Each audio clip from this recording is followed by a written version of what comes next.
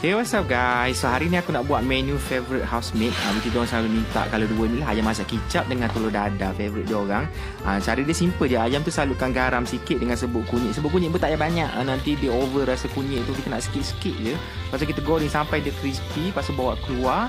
And then untuk kicap tu senang je. Aku tumiskan bawang merah dalam sebiji, halia, masukkan cili padi untuk bagi ekstra pedas, and then kita akan gunakan sos tiram masuri. Dah boleh jadi channel ASMR ni. Pasal aku masukkan juga dengan kicap pedas masuri. Bising-bising sikit lah, harap korang dengar lah ya. Kat rumah aku ni ada dua benda wajib ni lah. Kicap dengan sos tiram ni wajib ada kat rumah. Lepas tu kita kacau sekejap ni, masukkan ayam ni kita dah goreng tadi. Lepas tu kita masukkan juga dengan daun bawang untuk extra garnish. Lepas tu siap lah ayam masak kicap ni. Okey, untuk telur dadah ni pula depend nak guna 2 biji, 3 biji. Tengok kepada kelaparan housemate korang lah.